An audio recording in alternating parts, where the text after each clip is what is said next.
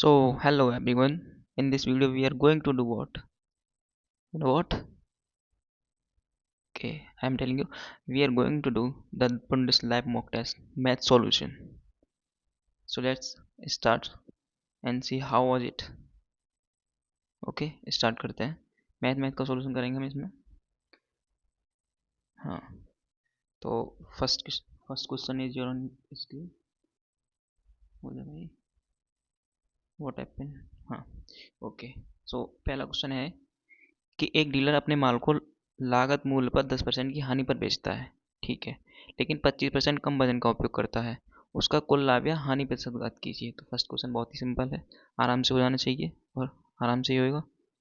करें सॉल्व. क्या कहता है कि 10% की हानि पर बेचता है. 10% की हानि का मतलब है कि मेरे पास कोई चीज़ 10 की थी, मैंने हानि पर बेची 10%. मतलब 1/10 होता है ना 10 का फ्रैक्शन वैल्यू. एक के हानि पर बेची, एक कम पे बेची, तो कितने में बेची? 9 में बेची. आगे कह रहा है कि 25% कम वजन का उपयोग करता है. वो कहता है कि मैं 100 दे रहा हूँ लेकिन 25 उस पर कम देता है. 100 की जगह कितना देता है? 75 दे देता है. तो 100 की फ्रैक्शन वैल्यू कितनी होती है? 1/4. कहता है 4 दे रहा हूँ लेकिन अपनी जगह से 3 देता है. रुपए कितने के लेता है? वो 4 के लेता है उससे. तो अपनी जगह से कितने गए उसके पास? 3 रुपए. लेकिन उसको जो रुपए मिले वो कितने मिल रहे हैं? 4 चीज़ों के रुपए मिल रहे हैं. ठीक है. तो बेसिकली उसके पास से जो गया है उसका प्राइस, जितने भी प्राइस का माल, वो कितने का है? 30 का. पर उसको मिला कितना? 90. 9 4 जा 36 का. तो प्रॉफिट कितना हुआ? 30 की चीज़ थी, 36 मिल गए उसको. तो 30 पे कितने का प्रॉफिट हुआ? 6 का प्रॉफिट. परसेंटेज निकाल देंगे सीधा सीधा. कितना हो जाएगा? 20%. प्रॉफिट हो जाएगा 20% का. डन. सिंपल क्वेश्चन था. आगे चले, सेकंड क्वेश्चन पे मूव करते हैं. सेकंड क्वेश्चन क्या कहता है कि 12 सेंटीमीटर व्यास वाला एक वृत्त है, मैं एक समकोण त्रिभुज पी क्यू आर अंकित है. तो सबसे पहले हम क्या बना लेते हैं? एक सर्कल बना लेते हैं. ये 12 सेंटीमीटर का एक सर्कल है, उसमें एक समकोण त्रिभुज पी क्यू आर अंकित है. समकोण त्रिभुज कब बनता है? किसी सर्कल में. किसी सर्कल में समकोण त्रिभुज जब ही बन सकता है जब उस ट्राइंगल का एक साइड क्या हो? उस सर्कल का डायमीटर हो. क्योंकि हमने बेसिक एक प्रॉपर्टी पढ़ रखी है कि जो डायमीटर होता है वो किसी सर्कल की सर्कमस्टेंस पे क्या बनाता है? 90 डिग्री का एंगल बनाता है. और समकोण अगर कोई त्रिभुज है तो 90 डिग्री का एंगल तो होना ही चाहिए. तो हमने एक साइड मान ली ये है और ये 90 डिग्री का एंगल बना रहा है. ऐसे कोई हमारा ट्राइंगल है, क्या है? P Q R. डन. और पी आर इसमें क्या है? डायमीटर दे रखा है. शीर्ष क्यू है. ठीक है. से कर्ड पी आर पर एक लंब क्यू एस खींचा जाता है. पी आर क्या है? इसकी हाइपोटेन्यूज है. इस पर क्या खींचा जाता है? एक लंब खींचा जाता है. एक परपेंडिकुलर खींच देते हैं हम. ये खींच दिया. क्या? Q S. ये एस है. डन. आगे क्या कह रहा है? यदि पी क्यू 8 सेंटीमीटर है, जो पी क्यू दे रखी है उसकी वैल्यू दे रखी है मुझे 8 सेंटीमीटर, ये वाली पी क्यू 8 सेंटीमीटर दे रखी है. तो खंड पी एस की लंबाई पूछ रहा है. इसकी लंबाई पूछिए हमसे. ये जो पी एस दिख रहा है इसकी लंबाई पूछिए. तो बेसिकली ये एक सिंपल क्वेश्चन है, बस हमें आइडेंटिटी पता होनी चाहिए. तो सबसे पहले हम आइडेंटिटीज को देख लेते हैं क्या है उनको, है ना. तो अगर मेरे पास कोई रेक्टेंगल ट्राइंगल है ये, ठीक है, पी क्यू आर ही मान लेते हैं, पी क्यू आर. और मैं इसके शीर्ष से दूसरे कर्ड पे एक परपेंडिकुलर डाल देता हूँ. तो इससे बेसिकली 4 आइडेंटिटीज होती हैं. उन चारों को हम रिवाइज कर लेते हैं एक बार. सबसे पहली आइडेंटिटीज क्या होती है? अगर मैं साइड पी क्यू को लेता हूँ तो मैं अगर पी क्यू का स्क्वायर करूँ सीधा तो क्या होगा? पी एस, छोटी छलांग लगाई, उसके बाद पूरी बड़ी, P S into P R. Done. Second क्या है? मैंने ये वाली साइड ली थी पहले, अब मैं ले लेता हूँ क्यू आर वाली साइड को. तो क्यू आर का स्क्वायर इज इक्वल टू क्या होगा? अब पहले मैंने पी एस ली थी ना, क्यू आर लिया, तो अब क्या लूँगा? एस आर, छोटी वाली छलांग एस आर इंटू पूरी पी आर. ठीक है, दो हुई. मैंने ये साइड भी ले ली, ये भी ले ली. अब एक बार क्या ले लेता हूँ? ये जो परपेंडिकुलर डाला था वो ले लेता हूँ. क्या था perpendicular? Q S. Q S का स्क्वायर करूँगा तो क्या आएगा? जब मैं ये साइड ले रहा था तो एक बार छोटी छलांग लगा रहा था, एक बार पूरी. अब मैंने जब परपेंडिकुलर लिया है तो क्या करूँगा? एक बार पी एस आधा ये और एक एस आर ये. ठीक है, P S into S R. Done. हाँ, एक और प्रॉपर्टी क्या होती है इसमें अगली? कि अगर मैं ये लेता हूँ, परपेंडिकुलर को जो डाला था, 1/QS² किसके बराबर होगा? 1/PQ² के 1/PQ² प्लस 1/QR²। डन। ठीक है। सो इसमें हमें क्या दिख रहा है? PS निकालना है। कौन सी वाली आइडेंटिटी लगनी चाहिए? कौन सी वाली लगनी चाहिए? पहली वाली। तभी तो मैं PS निकाल सकता हूँ। मुझको PQ दे रखा है, PS निकालना है, PR भी पता है। PR क्या है? डायमीटर दे रखा है, तो ये डायमीटर ही तो है PR, 12 सेंटीमीटर। ठीक है ना? तो लगा देते हैं पहली आइडेंटिटीज क्या है? PQ का स्क्वायर यानी 8 का स्क्वायर इज इक्वल टू होना चाहिए PS इंटू PR। तो 64 is equal to PS into 12। तो PS की वैल्यू कितनी आ जाएगी? 64/12। अच्छा देखो, 12×5 = 60, 4 बचा, 12×4 12×3 36, 53.533। 12×5 = 60, पॉइंट लगा के जीरो उड़ा के तब करना। तो 5.33 सेंटीमीटर, ऑप्शन नंबर बी ठीक है। ठीक है, ये हमने रिवाइज करा यहाँ पे सारी प्रॉपर्टीज। ओके, आगे चलते हैं। आगे क्या क्वेश्चन है? इफ x + 1/1/3, ये क्या है? रॉन्ग टाइप हो रखा है क्या? रॉन्ग हो रखा है। चलो आगे देखें, दूसरा करते हैं आगे वाला। क्या है? 93√3 मीटर ऊंचा एक टावर के शीर्ष से एक इमारत के तल का अवनमन कोण एंगल ऑफ डिप्रेशन 60 है। इमारत से टावर की कितनी दूर? Very simple. मुझे कोई इमारत दे रखी है, उसका मुझे अवनमन कोण दे रखा है, ये वाला कोण दे रखा है 60। जब ये 60 है तो ये भी 60 होगा। और ये वैल्यू दे रखी है 93/√3। निकालना क्या है? ये वैल्यू निकालनी है। जब हमारा एंगल 60 होता है तो ये कौन सी साइड कितनी होती है? √3। ये कितनी होती है? 1। √3 की वैल्यू दे रखी है मुझे कितनी? 93/√3। √3 की वैल्यू मुझे 1 की वैल्यू निकालनी है। सीधी सीधी कितनी आ जाएगी? 93 सेंटीमीटर। इजी था ना? चलो, सेकंड ऑप्शन ठीक है इसका।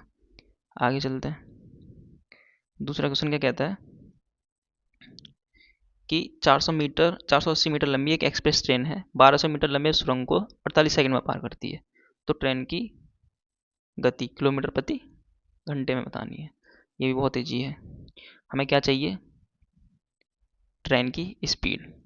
स्पीड निकालने के लिए हमें डिस्टेंस पता होना चाहिए, टाइम पता होना चाहिए। डिस्टेंस कितनी है? ये रही। टाइम ये दे रखा है, ईजी है।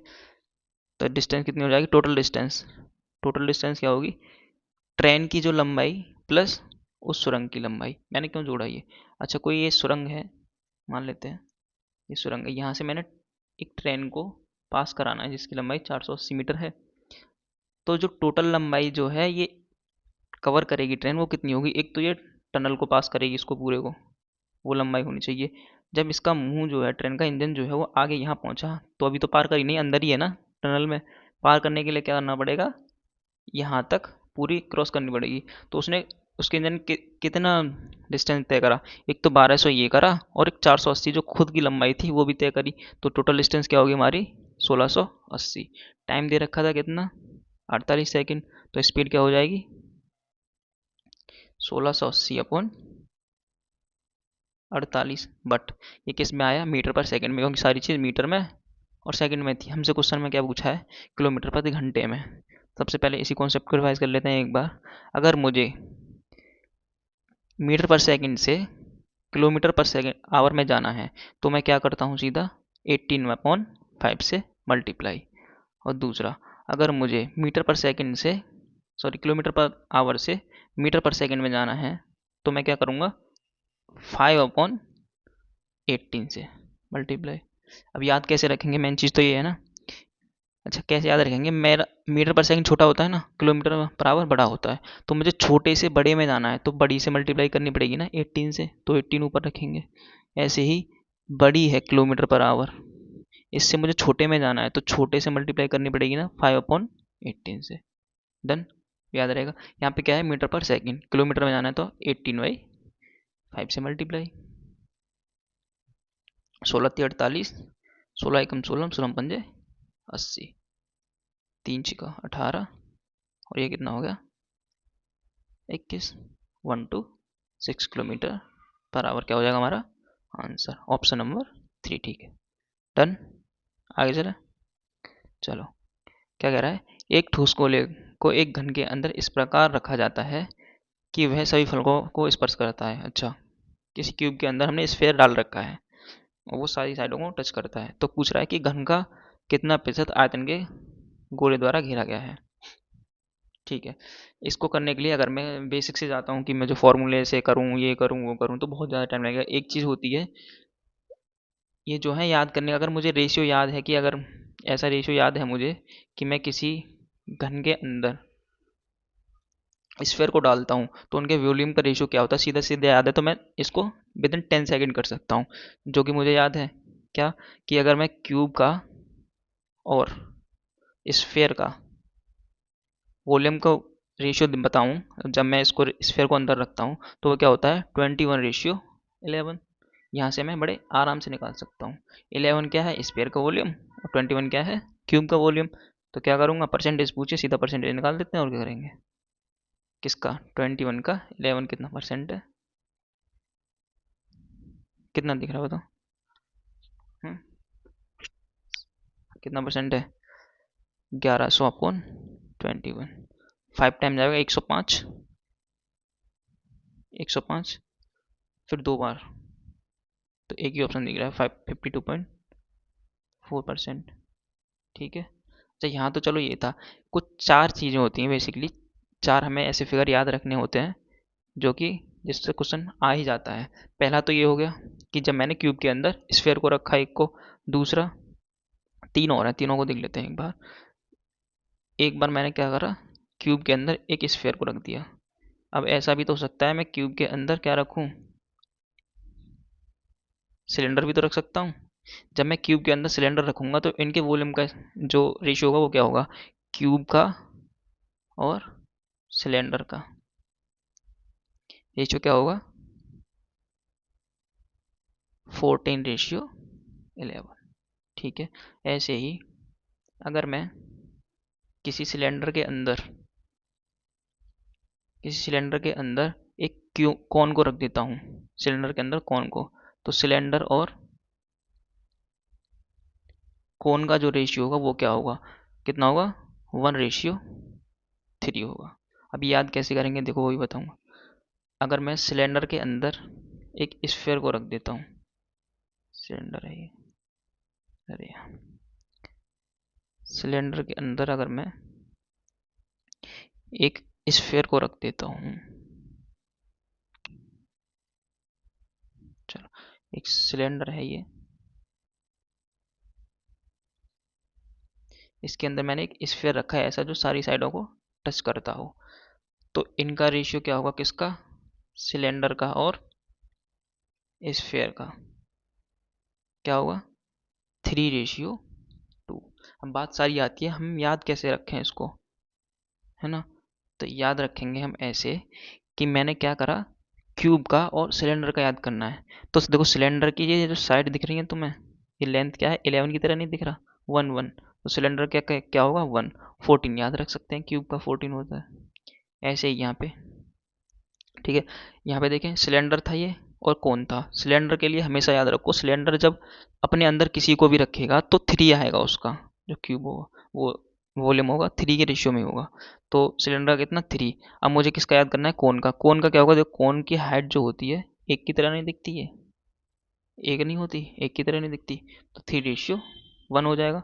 सिलेंडर का हमेशा 3 रहेगा, देखो सिलेंडर यहाँ था, ये था, 3 आया।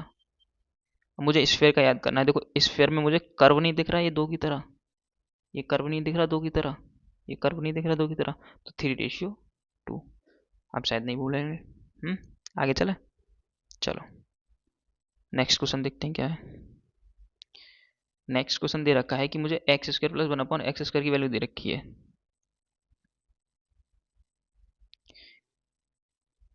x² + 1/x² की वैल्यू देखिए 6। पूछ क्या रहा है, क्या पूछ रहा है, x+1/x+3√2/x - 1/x+3 इसकी वैल्यू पूछ रहा है। बहुत सिंपल है, देख लेते हैं। मुझे यहाँ से अगर x plus one upon x की वैल्यू पता चल जाए और x minus one upon x की वैल्यू पता चल जाए तो मैं क्या कर सकता हूँ, आराम से निकाल सकता हूँ। जब मुझे x square plus one upon x square कुछ भी पता हो और मुझे x plus one upon x और x minus one upon x निकालना है तो मैं क्या करता हूँ, रूट में क्या था, अगर मैं x plus one upon x निकालता हूँ तो k में से दो ऐड करूंगा और रूट निकाल दूंगा सीधा। अब x minus one upon x निकालने तो क्या करूंगा, k में से दो घटाऊंगा रूट निकाल दूंगा। मुझे यहाँ क्या दे रखा है, सिक्स, तो सिक्स प्लस टू कितना होगा, एट, रूट एट होगा इसकी वैल्यू। और एक्स माइनस वन की वैल्यू कितनी हो गई, सिक्स माइनस टू कितना हो गया, फोर, फोर की वैल्यू टू हो गई। सीधे सीधे यहाँ पे पुट कर दूंगा, क्या, रूट एट का मतलब क्या होता है, टू रूट टू, तो टू रूट टू यहाँ पे पुट करूंगा तो two root two plus three root two upon में टू प्लस थ्री कितना हुआ, ऊपर हो गया फाइव रूट टू, नीचे भी फाइव हो गया, फाइव से फाइव कैंसिल आउट हो गया, रूट टू आंसर आ गया। Done, okay. चलो नेक्स्ट क्वेश्चन पे हम ऊपर है। हाँ, तो क्या कह रहा है, किसी संख्या का 40% उसके 60% से 30 कम है, उस संख्या का 30% घात कीजिए। कितना सिंपल सवाल है, देखो एक संख्या उसका 40% और 60% का अंतर दे रखा है, बेसिकली दे क्या रखा है, 60% और 40% का अंतर, यानी कि 60 में से 40 20%, की संख्या का 20% 30 है, यही तो है सीधी सीधी बात। इस संख्या का 20% जो है वो 30 दे रखा है, पूछा क्या है 30% क्या होगा, अरे एक के 1% कितना होगा, 30/20, और मुझे 30% निकालना है, कितना हो जाएगा, 45। वेरी सिंपल, डन ना।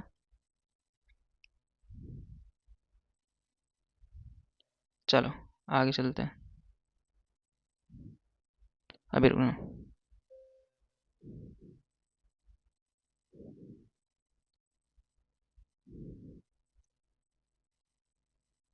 स्टार्ट हुई क्या रिकॉर्डिंग, नहीं, हाँ हो गई। चलो, क्या था, कहाँ तक हो गए थे, ये हो गया था ना।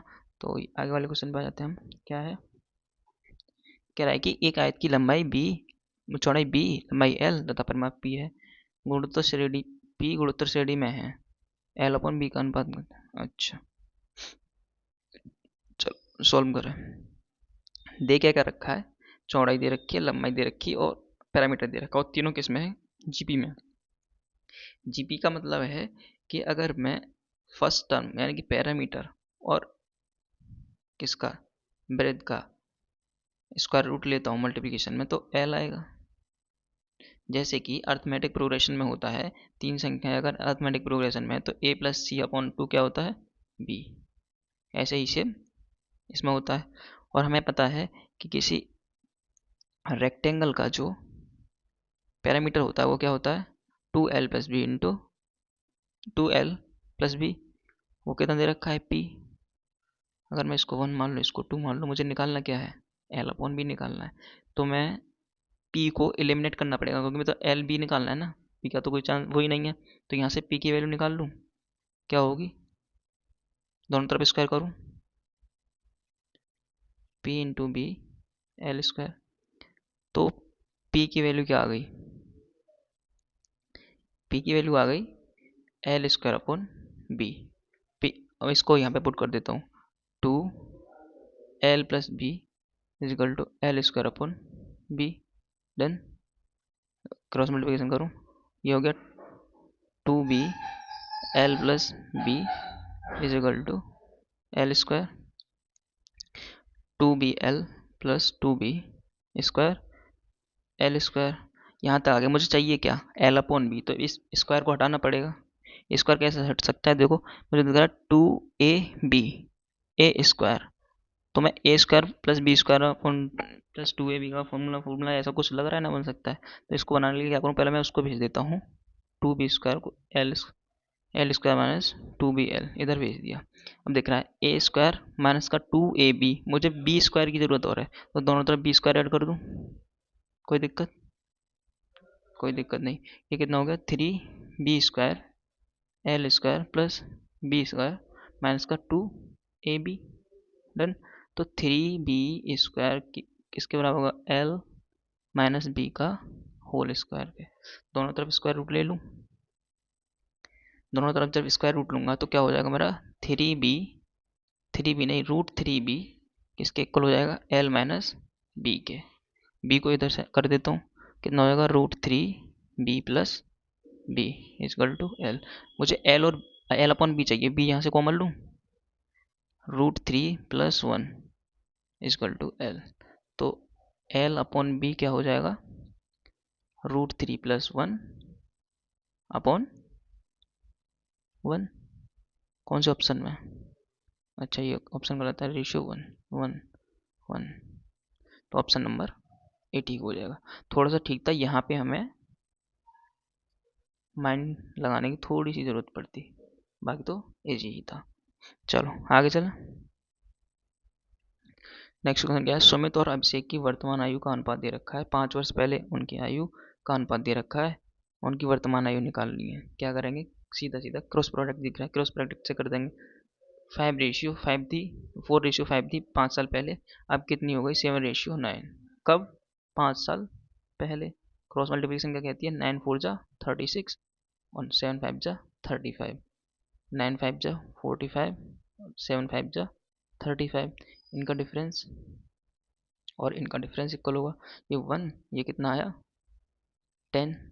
तो 1 की वैल्यू कितनी है 10, निकालना क्या है मुझे, उनकी वर्तमान आयु प्रेजेंट एज क्या दे रखी है 4:5। मैं तो 10 की मल्टीप्लाई कर दूंगा, कितना हो जाएगा 40 और 50, इजी था, डन।